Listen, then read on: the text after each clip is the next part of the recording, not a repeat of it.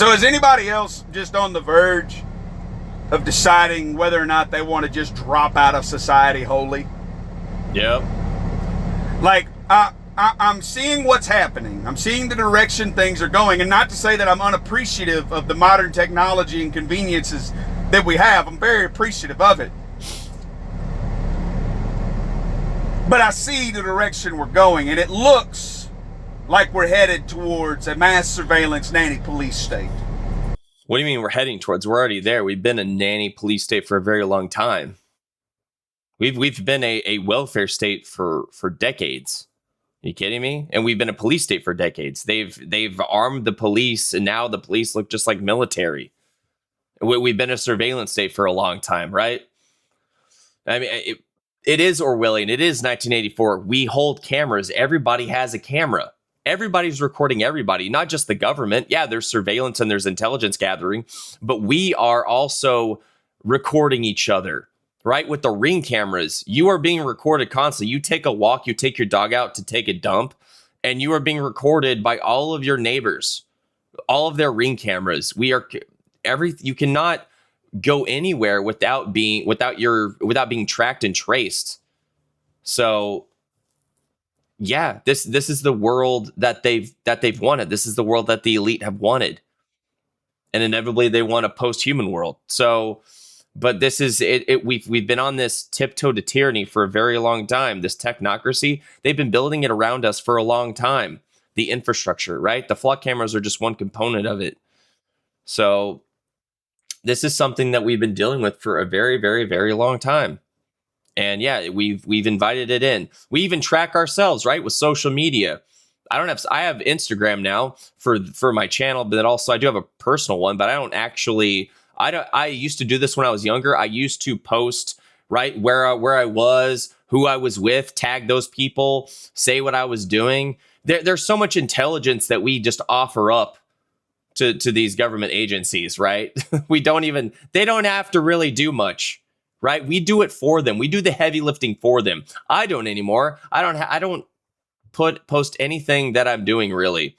I will post some in my private one. On my Instagram, I will post pictures of my son, right, when he's skiing and doing stuff like that every now and then. Otherwise, I just do a lot of like shit posts with like memes on my stories. That's pretty much it. That's all I really do. So, but most people, that's what they're doing constantly, is they're constantly just giving breadcrumbs to their behaviors and their habits and their day-to-day.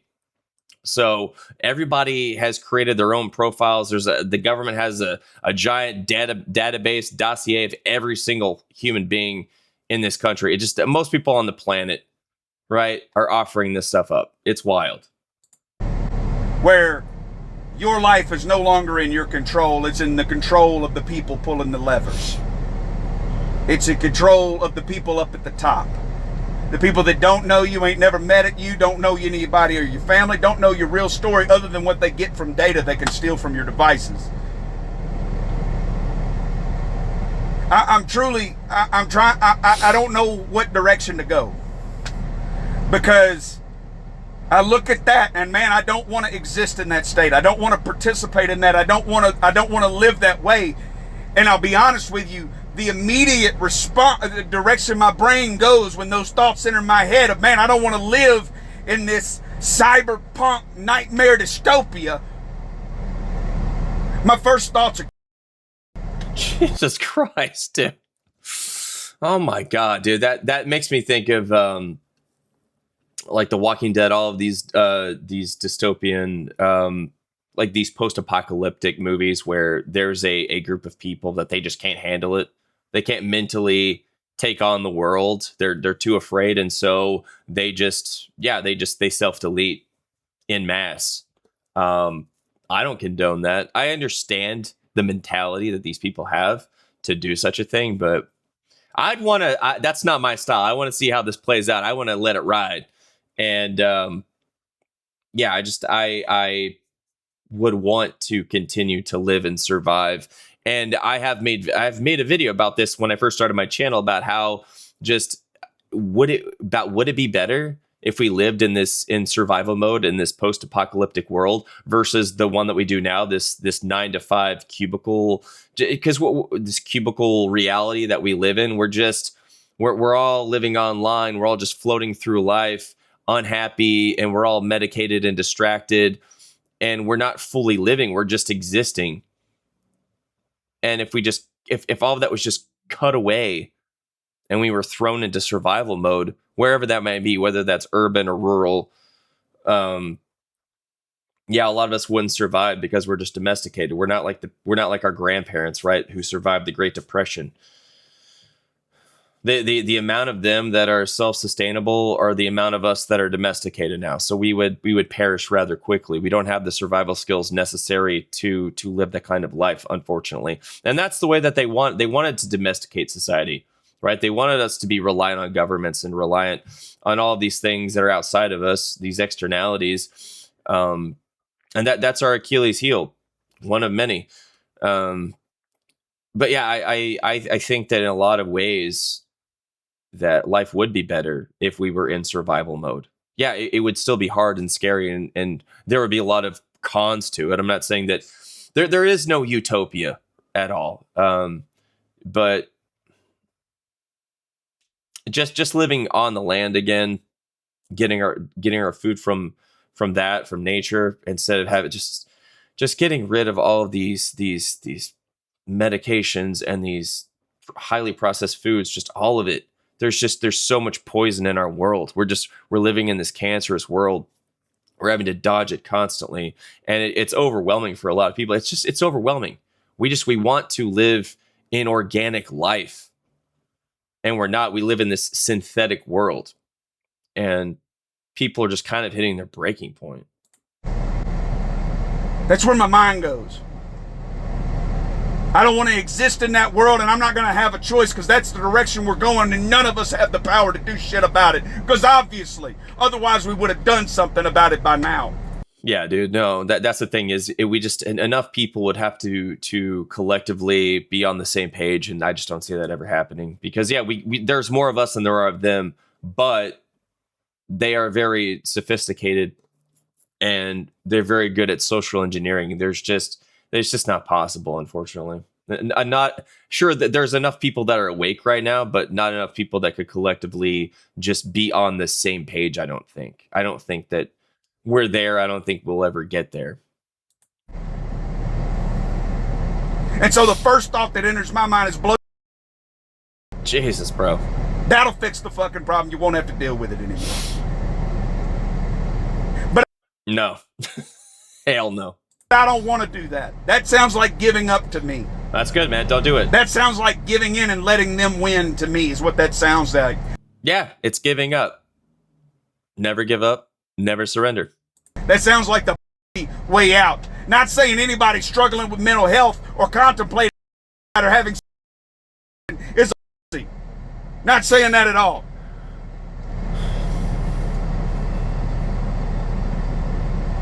But what am I to do? Do you just drop out of society? How? How do you drop out of society? Even if you go and you try to start a homestead, you got to pay taxes on it. Yeah, they've made it pretty difficult for you to actually drop out of society. You're still, there's no way to be fully off the grid. They're putting flock cameras up on every road, so anytime you leave your property, you're going to be monitors. They're trying to do drones that can monitor people. So even on your private property, you can have a flying drone in your business.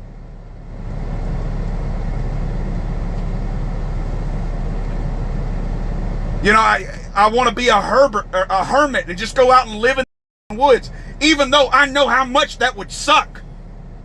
I'm sweating right now and I got the AC on blast. I know how much it would suck to go out and have to live in the woods and be self-sufficient and sustain yourself and get clean drinking water and get trap and hunt and grow your own food. I realize that would suck ass. Yeah, most people don't have those types of skills. I don't even have a lot of those skills. I have some water filtration systems. I got some things for that, but nah, dude, it's just nobody knows how to trap. A lot of people don't know how to hunt. A lot of people don't even know how to fish. So building a shelter, building a fire, most people are not equipped for that. They don't have the resources, and they don't have the knowledge to do that. By design, of course, right? We've been heavily domesticated, and yeah, most people would perish under those circumstances. To have to live every single day in survival mode. But I would almost rather take on that frustration of having to survive every single day, wake up knowing life's going to be hard. Mm-hmm. I would rather live that way. Exactly. That was my point in that video that I made. I think a lot of people would rather live that way, even if their existence was much shorter, right? If they died a lot sooner, but they'd actually be living, right? Because yeah, we may be living 70, 80 years, but it's 70, 80 years of just the same thing over and over again. And that's where a lot of this existential dread comes from with people once they hit their like late 30s, early 40s and 50s. They're just they think about the life that they lived, and then they're thinking about the other half. And they don't want that. Just the thought of that is it's unbearable to live in this copy paste reality until you die. You work and you slave away and you stress out about money, and you have to deal with this, that, and be surveilled and have to deal with bureaucracy and government and tyranny, all these things, and then just die. People just want to be able to be happy and enjoy themselves while they're here. Right. But then there are other people in this world that make that difficult for us. They don't care about us at all. Then potentially be a slave. I would rather live that way than potentially be a slave or a pawn or a puppet, which is what we all unknowingly are. Well, a lot of us knowingly know it. A lot of us know it. But yeah, a lot of people still, they have no clue. They're living, they're out to lunch, man. They're one chimichanga shy of a fiesta platter. That's for dang sure. I would rather live that way, because at least that way I have the choice. Yeah. I have the freedom. My hard work is my merit to whether or not I can earn something. Not some billionaire's decision on what my value is. Does that make sense? I don't know if it does. But I would rather live that way. I'd rather strike off in the woods than live out the rest of my days as somebody else's. Yep. I'd rather live on my feet than die on my knees.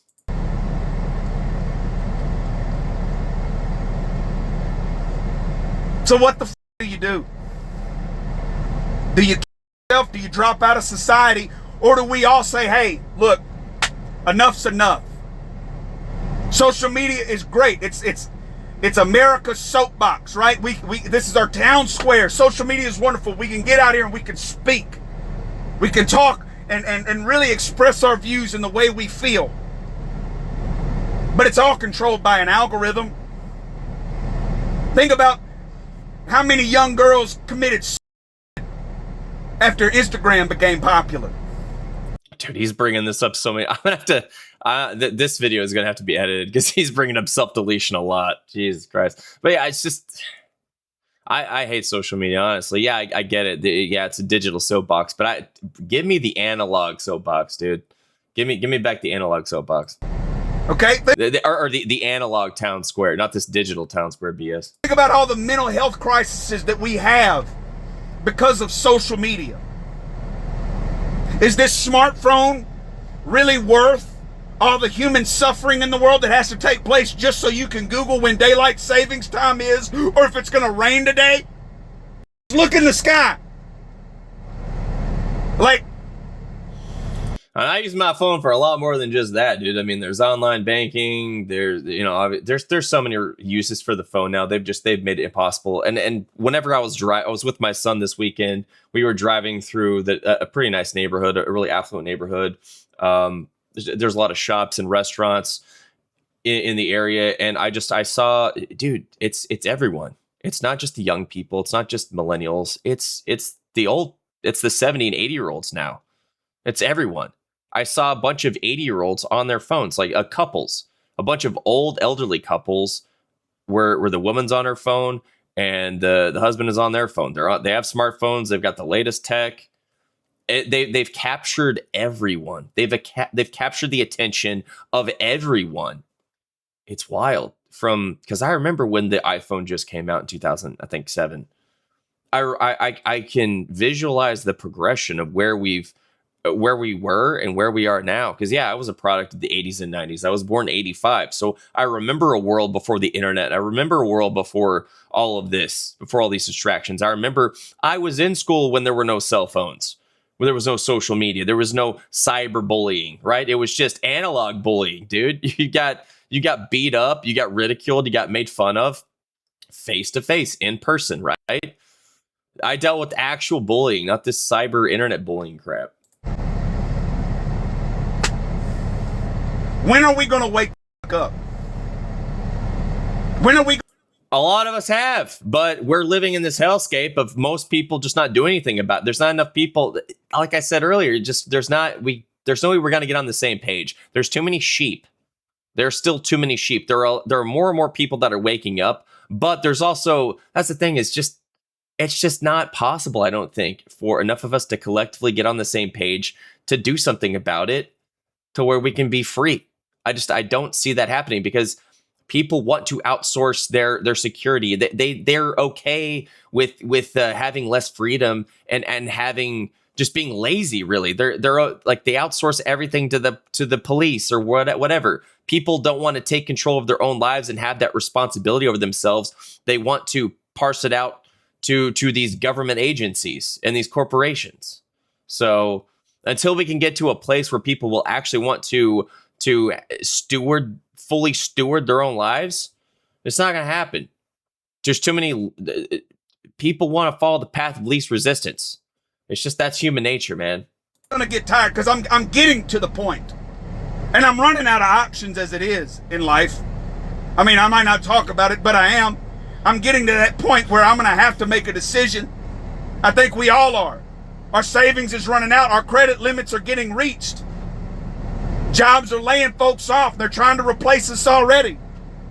You got a government that doesn't give a about the national debt and would rather go and fight a war and commit a people than to save the economy for the next generation coming in. So what the to do? That's what government does. What the we're just delaying the inevitable. Yeah. Well, that's what the Federal Reserve has been doing. That's what central banks do. Central banks cause this. They kick the can down the road. They manipulate the interest rates, right? With their monetary policy, they debase the currency and they create this hellscape that we're currently living in, right? The job market is trashed. Everything is falling apart. This house of cards is finally falling down. That's it. I'm not saying an anarchical society without any rules or governance is the best thing. I like the idea of me being sovereign and free and truly able to make my own decisions in life. I like the idea of that, but I understand a completely lawless society would be chaos. I get that. But I almost wonder if the chaos isn't better. Yeah, no, we can't see all the atrocities and human suffering that has been bestowed upon the world at the hands of our own government, but it's out there. It exists. It's real. Oh yeah, it's real. Here's the problem that I have with what he just said, saying anarchical, like basically anarchy. The way that he used it, it's the way that most people have been conditioned to use it, right? They hear anarchy and they immediately imagine lawlessness and chaos and people just murdering each other in the streets, right? And nobody being accountable for anything. But that is not even what the word means. Anarchy means no rulers. It doesn't mean no rules. It doesn't mean no morality or no consequences or no cooperation or no social order. In fact, just think about how strange the assumption is, okay? We are supposed to believe that ordinary people are so dangerous and irrational that they cannot possibly coexist without a ruling class controlling them. But somehow the people who seek the power to control millions of strangers are the ones we should trust. That makes no sense. You can still have property rights. You can still have contracts and communities with standards, right? You can still defend yourself from people who hurt others and are trying to hurt you. The difference is that nobody gets a magical exemption from morality because they have a government title and a badge. And when he says a society without government would be chaos, I mean, I would actually challenge him to look around. He kind of named it. He named it off. Governments, they start wars, they debase currencies, they bury generations in debt, they imprison people for victimless crimes, victimless behavior, right? They surveil entire populations and they create bureaucracies nobody can meaningfully escape from. We already have violence and disorder and exploitation and coercion.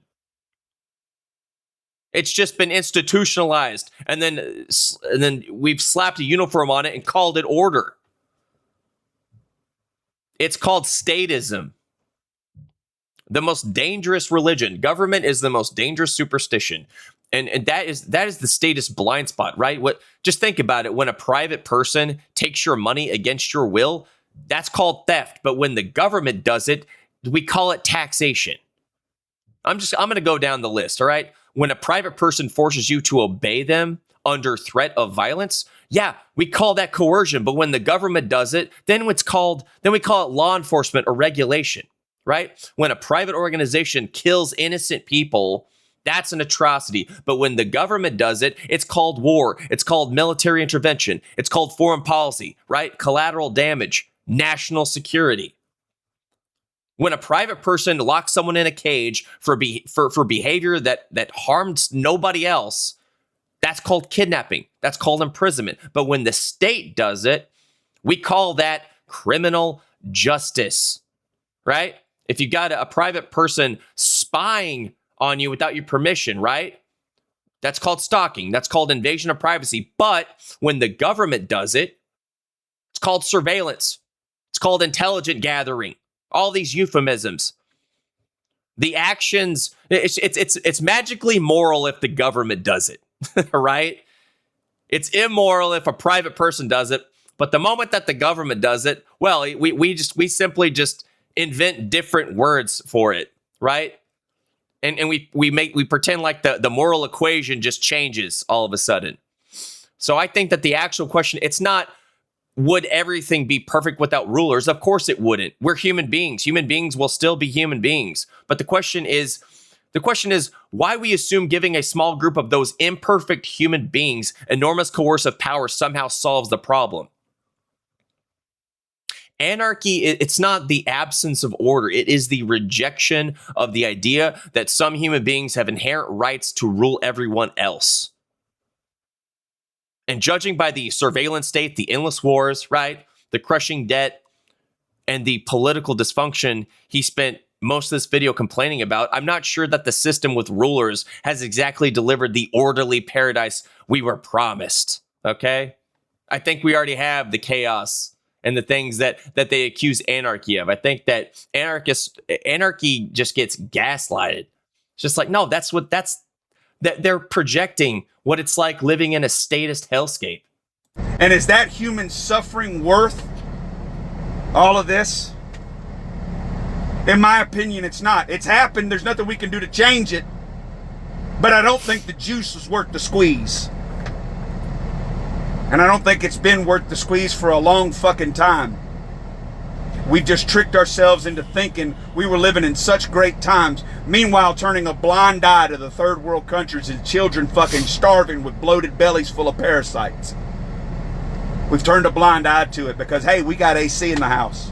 Hey, I got a dishwasher. Hey, I got a refrigerator that keeps my food fresh for weeks. I got a car that drives on electricity. I got a smartphone that answers all my questions and manages my whole life. I'm worried about that kid over in Zimbabwe for? The fuck am I worried about that kid in Ethiopia or in Iran or Palestine? What the fuck am I worried about those kids in the Middle East for? So is any... Yeah. Let's go to the comment section. I'm pretty curious to see what that looks like. I'm surprised no one has said vote. Like that actually makes a effing difference anymore. Yeah, dude, voting is there's a whole view I have on voting. I'm not gonna get into it. That's a whole video in and of itself. Cashing out my 401k, bought a school bus at auction, going to live on a farm and focus on self-sustainability. Dude, that's the dream, but a lot of people don't have the money to do that, unfortunately. If I didn't have a son, if I wasn't tied down to Michigan, living here, I mean, I love being a dad. I would never give that up. But if I was in an alternate universe where I was if I'm a single guy, yeah, I would try to find some way to just get off the grid, be self-sustainable in some way, rapidly heading towards Orwell's 1984. Dude, Orwell is turning over in his grave. It's past that, dude. Everyone is tired, but everyone keeps playing the game. Yeah, that seems to be the way of it. Everybody keeps playing. Wife and I make over 150K a year combined, have a modest house, 2 cars, no kids, and we are struggling to keep our heads above water. Seriously getting close to selling the house, cashing out my 401k, and buying an RV to live on my dad's driveway. Dude, I work for a company where this guy, we just reconnected recently, and yeah, they sold everything, moved out west, got like an RV, and they've just been traveling since last June. He says it's been incredible. 42 selling everything and moving overseas. I'm over this ish. Yeah, dude. That's so many people. That's so many people. And everybody's feeling the squeeze. It's getting to a crescendo, it seems. So I don't know, man. The world is just, everybody is so nostalgic. I was talking to my friend about this, my attorney friend, the one that's out in Silicon Valley, that I met through my channel. He said, I was talking to him about how the way that people talk about the 80s and the 90s and just even like the 2000s, like the early 2000s, even just anything that's, I guess, the pre-COVID or whatever. If you watch the movie The Book of Eli, which it's about a post-apocalyptic world, like 30 some odd years before where the movie takes place, the elite, essentially just the governments of the world, just nuke the world to hell, and then it's just a post-apocalyptic wasteland from there on out. And you have little enclaves of people, these little towns and whatnot that have like warlords, and but I forgot the actress's name, Mila Kunis or whatever. Her and Denzel Washington, they're in it. And she asks him, what was it like, the world before? And then he talks about it, right? But that's how people are framing the 90s and the early 2000s, the world before all of this, the way that everything is now, right? Before social media, before smartphones, before the technology boom.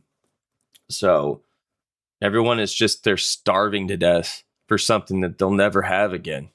And it's sad. It really is. But I don't know. What are your thoughts? Just let me know. I'm going to wrap things up here. But yeah, I completely get that. There are a lot of times where I believe that if the internet went away and we were left to just be in pure survival mode, that would actually be living. It would be hard. It would be scary. And a lot of people would perish, but it'd be living.